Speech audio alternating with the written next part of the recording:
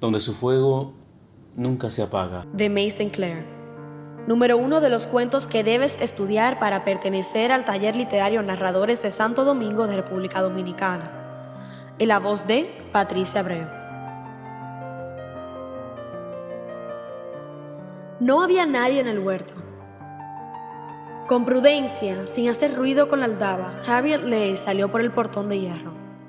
Siguió el camino hasta el cerco, donde bajo el saúco en flor la esperaba el teniente de marina Jorge Waring.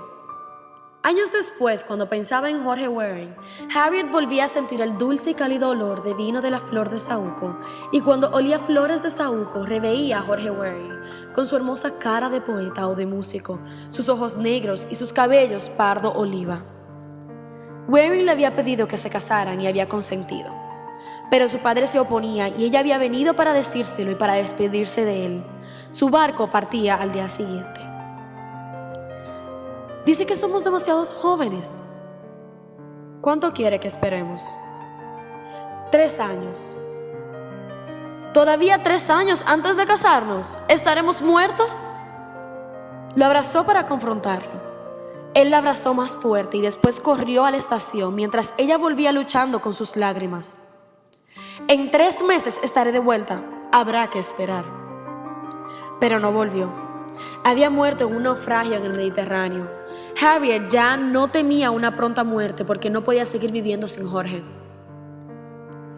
Harriet Leigh esperaba en la sala de su casita en Maida Valley, donde vivía desde la muerte de su padre. Estaba inquieta, no podía apartar los ojos del reloj, esperando las 4, la hora que había fijado Oscar Wade. Lo había rechazado el día antes y no estaba segura de que viniera. Se preguntaba por qué lo recibía hoy, si ayer lo había rechazado definitivamente. No debería verlo, nunca. Le había explicado todo claramente. Se evocaba, tiesa en la silla, enardecida con su propia integridad, mientras él escuchaba cabizbajo, avergonzado. De nuevo sentía el temblor de su voz, repitiendo que no podía, que debía comprenderla, que no cambiaría su decisión, que él tenía una esposa y que no debían olvidarlo. Oscar respondió indignado. No necesito pensar en Muriel, solo vivimos juntos para guardar las apariencias. Y para guardar las apariencias debemos dejar de vernos. Oscar, por favor, váyase. ¿Lo dice en serio? Sí, ya no debemos vernos. Oscar se había alejado, vencido. Lo veía cuadrando sus anchas espaldas para soportar el golpe. Le daba lástima, había sido cruel sin necesidad. Ahora que había trazado un límite, ¿por qué no podían verse? Hasta ayer ese límite no era claro. Hoy quería pedirle que olvidaran lo que le había dicho. Eran las 4, las 4:30, las 5. Ya había tomado el té y renunciado a verlo cuando llegó. Vino como otras veces, con su paso mesurado y cauto, sus anchas espaldas erguidas con arrogancia. Era un hombre de unos 40 años, alto y ancho, de caderas estrechas y cuello corto, cara grande y cuadrada y rasgos hermosos. El bigote, muy corto, pardo rojizo, se erizaba sobre el labio superior. Sus ojos pequeños brillaban, pardos rojizos, ansiosos y animales. Le gustaba pensar en él cuando estaba lejos, pero siempre tenía un sobresalto al verlo.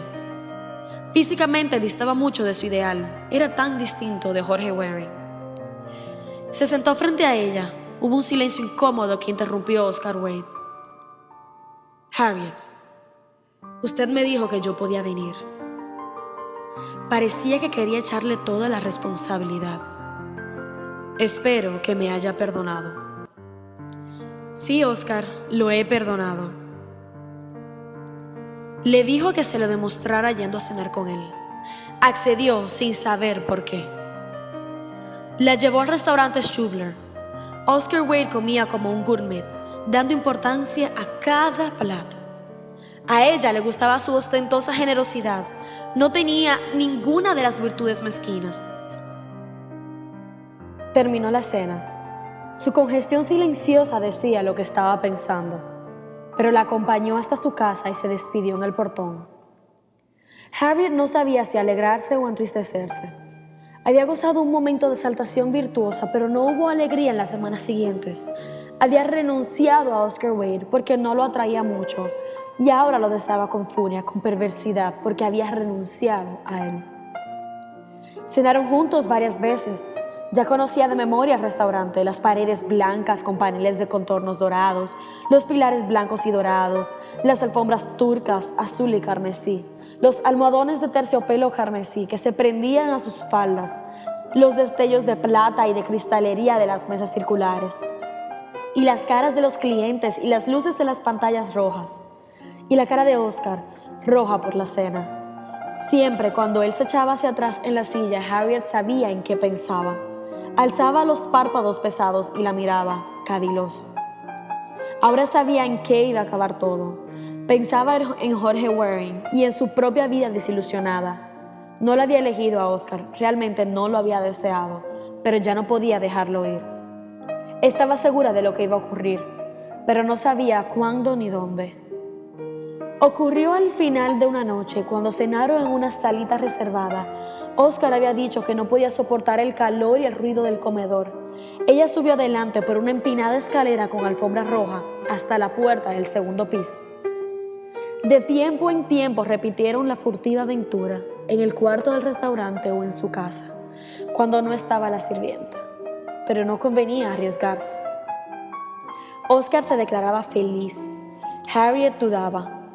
Esto era el amor, lo que nunca había tenido, lo que había soñado y deseado con hambre y sed.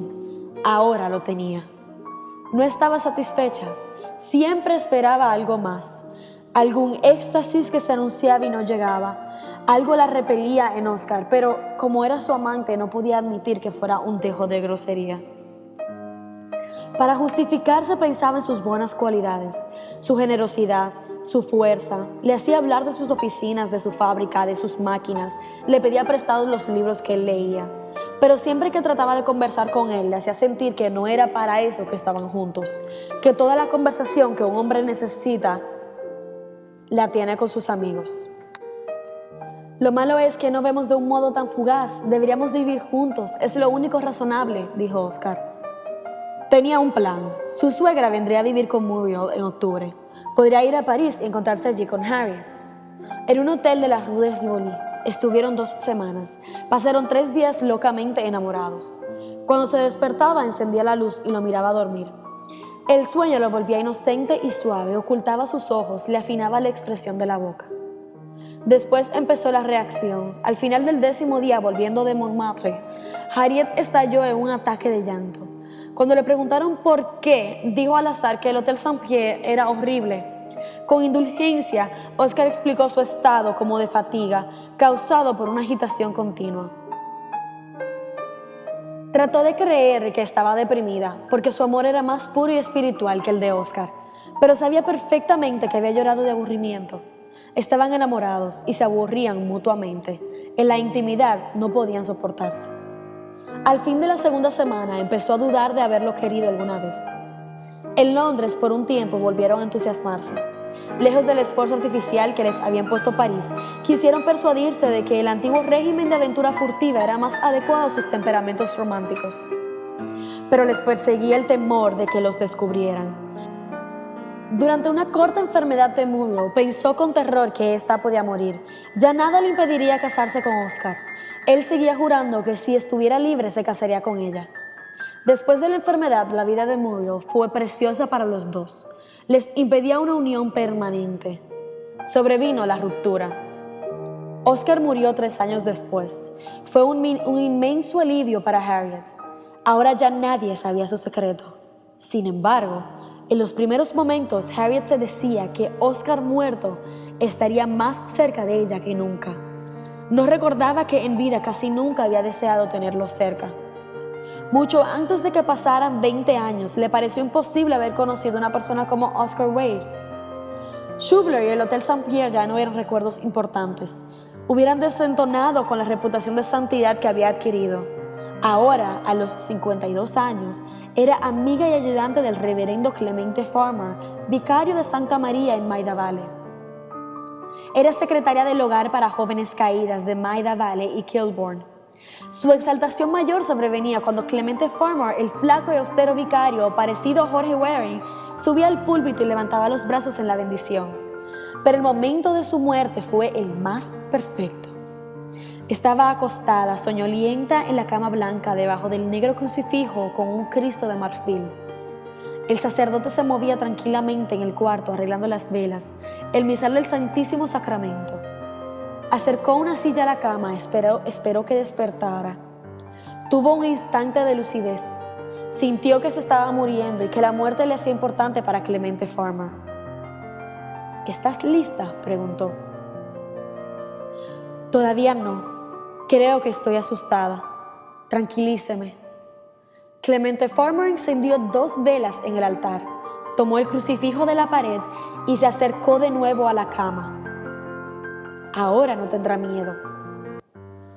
No tengo miedo del más allá. Supongo que uno se acostumbra, pero tal vez al principio sea terrible.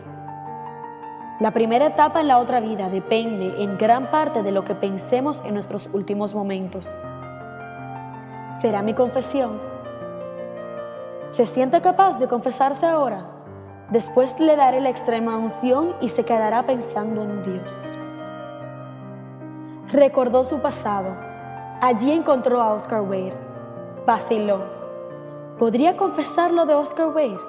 Estuvo por hacerlo, después comprendió que no era posible. No era necesario. 20 años de su vida habían prescindido de él. Tenía otros pecados que confesar. Hizo una cuidadosa selección. Me sedujo demasiado la belleza del mundo. A veces no fui caritativa con mis pobres muchachas. En lugar de pensar en Dios, he pensado a menudo en los seres queridos. Después recibió la extramunción. Pidió al sacerdote que le tuviera la mano para no sentir miedo. Mucho tiempo la tuvo así hasta que él la oyó murmurar: esto es la muerte. Pero yo creía que era horrible y es la dicha. La dicha. Harriet permaneció unas horas en el cuarto donde habían sucedido estas cosas. Su aspecto le era familiar, con algo de extraño ahora y de repugnante.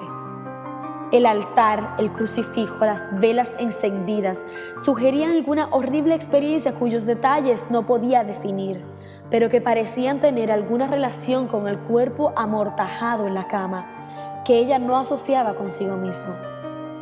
Cuando la enfermera vino y lo descubrió, vio que era el de una mujer de mediana edad. Su cuerpo vivo era el de una joven de 32 años. Su muerte no tenía pasado ni futuro, ningún recuerdo cortante ni coherente, ninguna idea de lo que iba a ser. Luego, súbitamente, el cuarto empezó a alejarse de sus ojos, a partirse en zonas y haces que se dislocaban y eran arrojados a diversos planos. Se inclinaban en todas direcciones, se cruzaban y cubrían con una mezcla transparente de diferentes perspectivas como reflejos en vidrios. La cama y el cuerpo se deslizaron hacia cualquier parte hasta perderse de vista. Ella estaba de pie ante la puerta, que era lo único que había quedado. La abrió y se encontró en la calle, cerca de un edificio gris amarillento, con una gran torre de techo de pizarra. Lo reconoció. Era la iglesia de Santa María de Maida Vale. Oía los acordes del órgano, abrió la puerta y entró. Había vuelto a espacio y tiempo definidos. Había recuperado una parte limitada de memoria coherente. Recordaba todos los detalles de la iglesia que eran en cierto modo permanentes y reales, ajustados a la imagen que ahora la poseía. Sabía para qué había venido. El servicio había concluido. Caminó por la nave hasta el asiento habitual debajo del púlpito. Se arrodilló y se cubrió la cara con las manos. Entre sus dedos podía ver la puerta de la sacristía. La miró tranquilamente hasta que se abrió y apareció Clemente Farmer con su sotana negra. Pasó muy cerca del banco donde estaba arrodillada y le esperó en la puerta porque tenía algo que decirle. Se levantó y aproximó a Farmer. Seguía esperándola y no se movió para darle paso. Se acercó tanto que los rasgos de él se confundieron. Entonces se retiró un poco para verlo mejor y se halló ante la cara de Oscar Wilde. Estaba quieto, horriblemente quieto, cortándole el paso. Las luces de las naves laterales iban apagándose una por una. Si no se escapaba, quedaría encerrada con él en esa oscuridad. Consiguió por fin moverse y llegar a tientas a un altar. Cuando se dio vuelta ya no estaba Oscar Wade. Entonces recordó que Oscar Wade estaba muerto. Luego lo que había visto no era Oscar, era su fantasma. Había muerto. Había muerto hace 17 años. Estaba libre de él para siempre.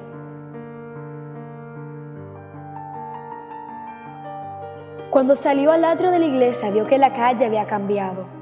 No era la calle que recordaba. Se encontró en una recoba con muchas vidrieras, la Rue de Rivoli en París. Ahí estaba la entrada del Hotel Saint-Pierre. Pasó por la puerta giratoria, cruzó el gris y sofocante vestíbulo que ya conocía. Fue derecha a la gran escalera de alfombra gris, subió los peldaños innumerables que giraban alrededor de la jaula del ascensor hasta un descanso que conocía, y un largo corredor ceniciento alumbrado por una ventana opaca. Allí sintió el horror del lugar. Ya no se acordaba de la iglesia de Santa María, no se daba cuenta de ese curso retrógrado en el tiempo. Todo el espacio y todo el tiempo estaban ahí. Recordaba que debía caminar hacia la izquierda, pero había algo donde el corredor doblaba, en la ventana al final de todos los corredores. Si tomaba a la derecha se salvaría, pero ahí se detenía el corredor, un muro liso. Tuvo que volver a la izquierda. Dobló por otro corredor que era oscuro y secreto y depravado. Llegó a una puerta torcida que dejaba pasar luz por la rendija.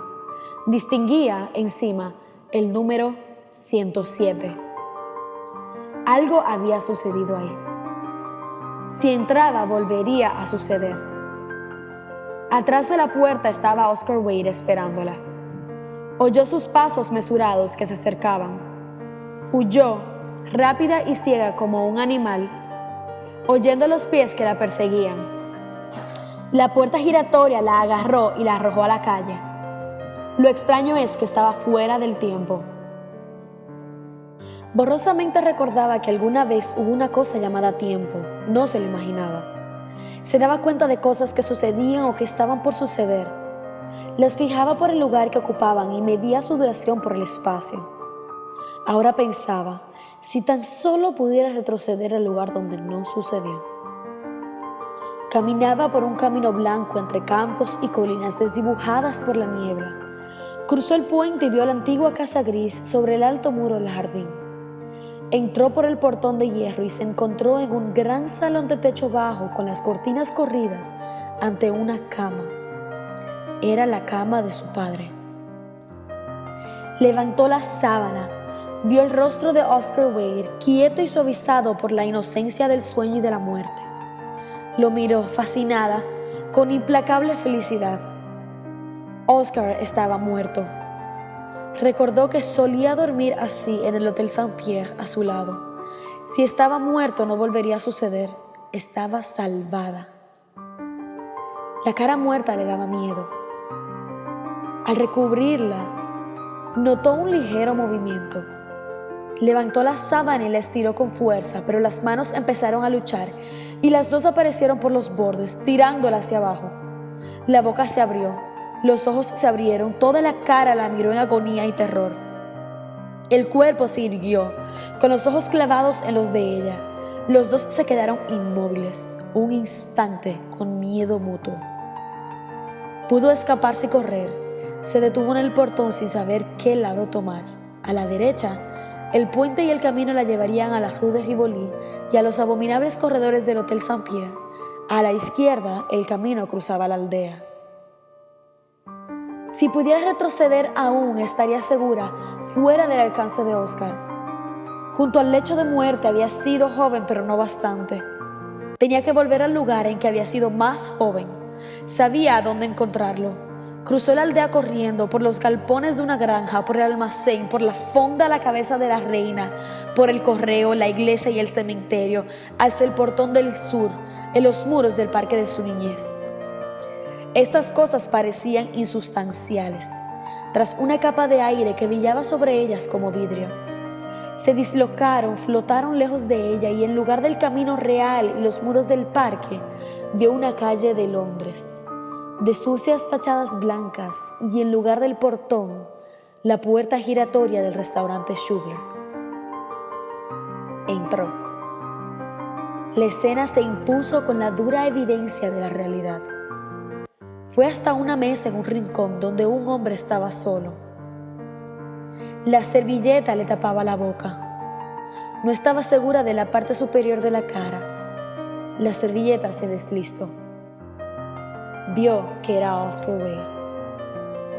Se dejó caer a su lado. Wade se le acercó. Sintió el calor de la cara congestionada y el dolor del vino. Yo sabía que vendrías.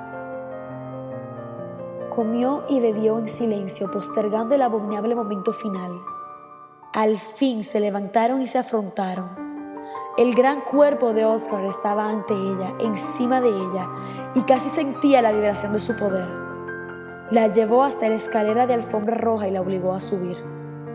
Pasó por la puerta blanca de la salita, con los mismos muebles, las cortinas de muselina, el espejo dorado sobre la chimenea, con los 2 ángeles de porcelana, la mancha en la alfombra ante la mesa, el viejo e infame canapé. Se movieron por la salita girando como fieras enjauladas, incómodos, enemigos, evitándose.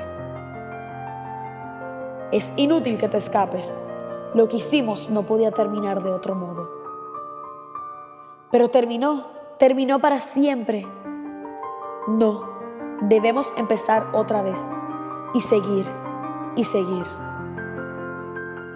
No todo menos eso. ¿No recuerdas cómo nos aburríamos? Recordar. ¿Te figuras que yo te tocaría si pudiera evitarlo? Para eso estamos aquí. Tenemos que hacerlo. No, me voy ahora mismo. No puedes. La puerta está con llave. Oscar, ¿por qué la cerraste? Siempre lo hicimos, ¿no recuerdas?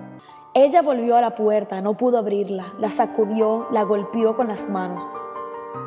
Es inútil, Harriet. Si ahora sales, tendrás que volver. Lo podrás postergar 1 hora o 2, pero ¿qué es eso en la inmortalidad? Ya hablaremos de la inmortalidad cuando estemos muertos. Se sentían atraídos uno a otro, moviéndose despacio, como en figuras de una danza monstruosa, con las cabezas echadas hacia atrás, las caras apartadas de la horrible proximidad. Algo atraía los pies de ambos, de uno al otro, aunque se arrastraban en contra. De repente sus rodillas flaquearon, cerró los ojos y se entregó en la oscuridad y el terror. Después retrocedió el tiempo, hasta la entrada del parque donde Oscar no había estado nunca, donde no podría alcanzarla. Su memoria fue limpia y joven. Caminaba ahora por la senda en el campo hasta donde le esperaba Jorge Waring. Llegó. El hombre que la esperaba era Oscar Wade. Te dije que era inútil escapar. Todos los caminos te traen. Me encontrarás en cada vuelta. Yo estoy en todos tus recuerdos. Mis recuerdos son inocentes. ¿Cómo pudiste tomar el lugar de mi padre y de Jorge Waring? Tú, porque les tomé su lugar. Mi amor por ellos fue inocente. Tu amor por mí era parte de ese amor.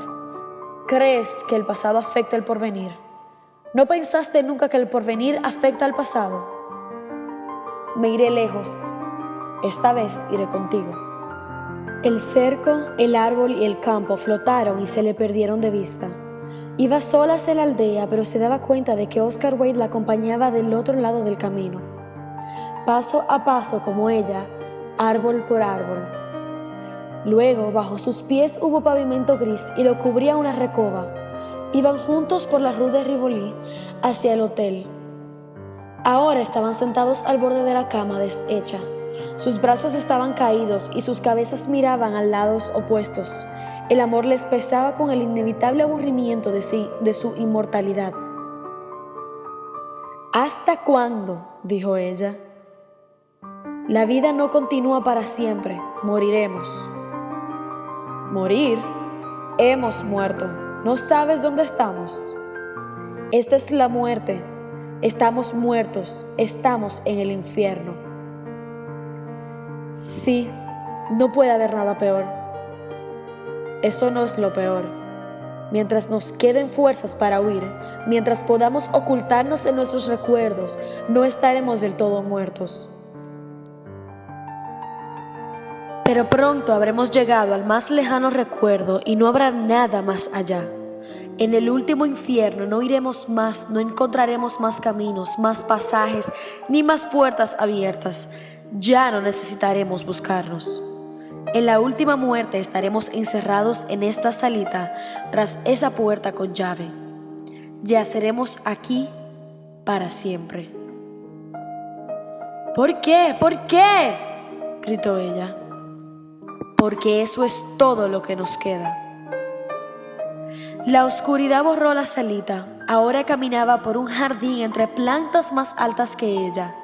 Tiró de unos tallos y no tenía fuerza para romperlos.